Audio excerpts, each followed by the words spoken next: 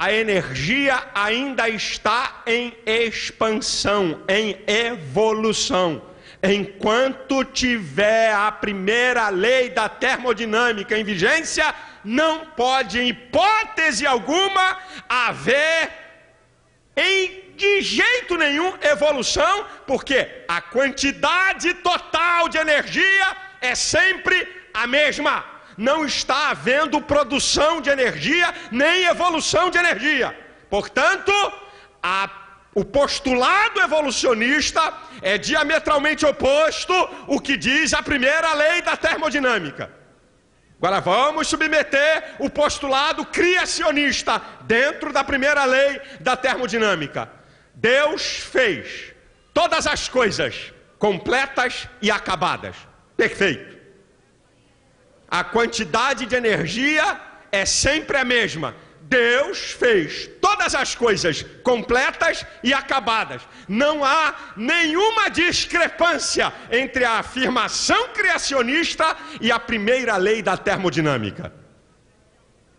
A terceira, que é a segunda lei da termodinâmica, ela diz o seguinte: o universo caminha de níveis organizados para níveis cada vez mais desorganizados. Toda a desordem que pode haver em um sistema altamente complexo tende a fazer com que esse sistema caminhe de maneira decrescente. Toda a natureza está em descendência. O que é que os evolucionistas dizem? Que o universo caminha de níveis desorganizados para níveis cada vez mais organizados. É totalmente contrário à segunda lei da termodinâmica. A lei diz que o universo caminha de níveis organizados para níveis desorganizados. É descendente, não ascendente. A evolução diz ao contrário, que o universo caminha de níveis desorganizados para mais organizados. Enquanto houver a segunda lei da termodinâmica, não pode haver evolução. E o que tem a ver a segunda lei da termodinâmica com o postulado criacionista? Deus fez todas as coisas completas, acabadas e perfeitas. Quando o pecado entrou no mundo, desarrumou o sistema. Perfeito. Perfeitíssimo. Por isso que o universo caminha de níveis organizados para mais desorganizados. Porque Deus fez tudo completo e perfeito. Quando o pecado entrou no mundo, desorganizou o sistema. Está perfeitamente de acordo com os criacionistas, a segunda lei da termodinâmica. E a quarta lei, e essa lei, ela é aceita em todos os campos da ciência. É a lei da causa e do efeito. Sabe o que diz essa lei? Que nenhum efeito é quantitativamente maior e qualitativamente superior à causa. O efeito não pode ser maior do que a causa. Nenhum efeito pode ser maior do que a causa. Essa é uma lei aceita em todos os campos da ciência. O efeito sempre tem que ser menor do que a causa. Vamos ver o que a evolução diz. Matéria inanimada, causa. Vidas mais complexas, como eu e você, efeito. Não pode. Matéria inanimada, menos complexas do que a vida que eu e você, que nós temos, do ser humano. Impossível. O efeito não pode ser maior do que a causa. O postulado evolucionista bate de frente com a lei da causa e efeito. O efeito não pode ser melhor e superior à causa. Agora vamos submeter ao postulado criacionista.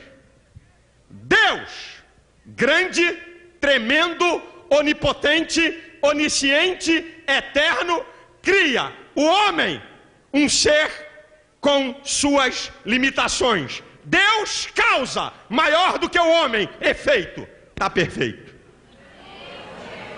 Está perfeito. Deus a causa maior do que o homem, efeito. O postulado criacionista está de acordo com a quarta lei que eu acabo de dizer, a lei da causa e efeito. É de goleada, meu irmão. Não deram para fazer nenhum golzinho.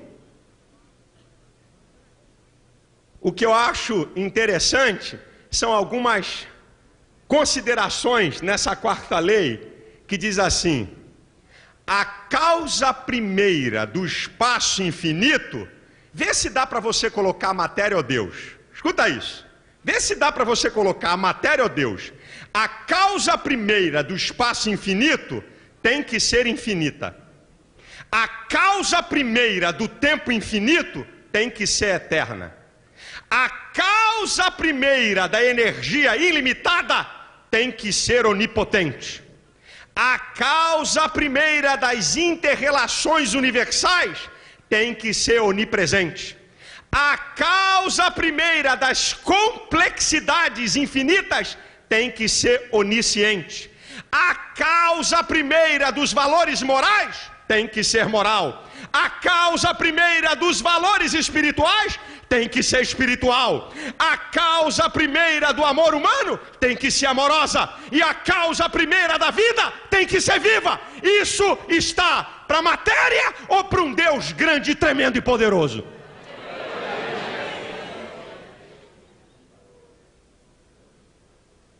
Você quer ver outras duas considerações do que dizem os evolucionistas e os criacionistas?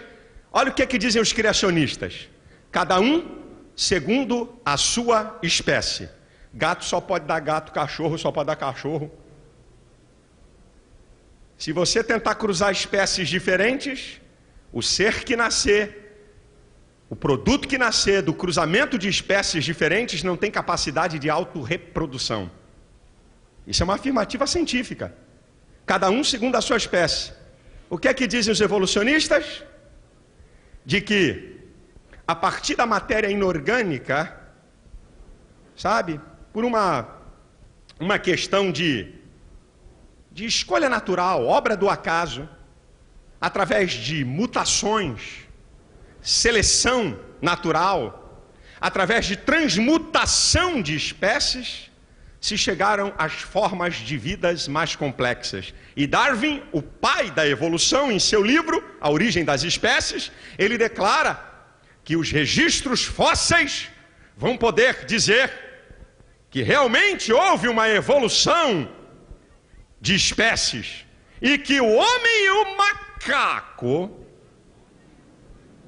são originários de um mesmo ser, de um mesmo ancestral. O que são os fósseis? Os fósseis são plantas e animais soterrados e depois de muitos e muitos e muitos anos são sedimentados e transformados em rocha. A primeira bomba do registro fóssil na teoria da evolução é a seguinte: se houvesse evolução, escute bem, se houvesse evolução, o registro fóssil teria que ser assim: formas de vidas menos complexas, mais antigas do que formas de vida mais complexas. Você está entendendo? Houve evolução? Evolução fala de crescimento, de desenvolvimento. Significa que o que é menos desenvolvido tem que ser mais antigo do que é mais desenvolvido. Entenderam? Entendeu, irmão? Perfeito? Formas de vida menos complexas têm que ser mais antigas do que forma de vida mais complexa. Só que o registro fóssil mostra formas de vida mais complexas, mais antigas do que formas de vida menos complexas. Está errado. Se houvesse evolução, não podia o registro fóssil apresentar isso. Teria que apresentar numa escala ascendente, do menos complexo para o mais complexo, mas o registro fóssil não apresenta isso não. Apresenta o mais complexo primeiro do que menos complexo. Essa é a primeira fumada em cima deles. A primeira bomba do registro fóssil. Uma outra colocação acerca do registro fóssil é que vidas complexas aparecem de maneira abrupta, total, dentro do registro fóssil. Não podia aparecer. Teria que aparecer alguma coisa menos complexa, perto da complexa, para ela vir depois, mas ela aparece. E outra coisa que é interessante, se há evolução, tem que haver as formas transicionais, isto é, as espécies de transição. Não existe no registro fóssil.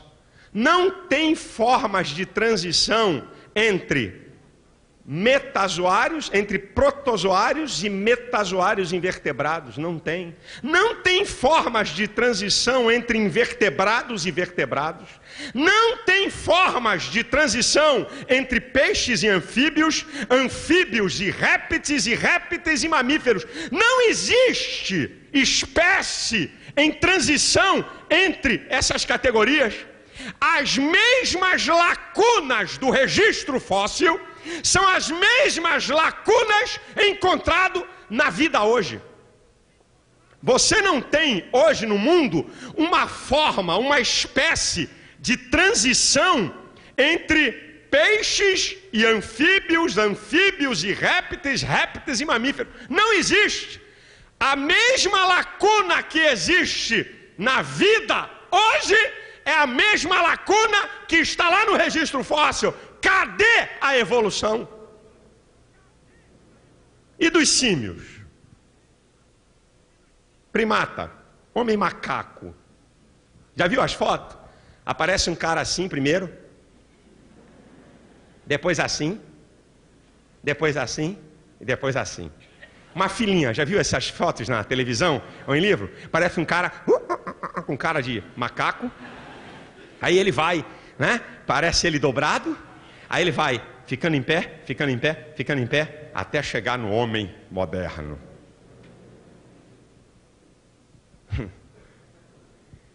Os dois fósseis mais completos que foram achados, eu vou dizer aqui no português. O nome no português que fica mais fácil, até para mim. Não é nem para você. É chamado do homem de Neandertal. Estou certo, Vicente? Não é isso mesmo? É chamado homem de Neandertal. É o seguinte, foram achados fósseis, são os mais completos.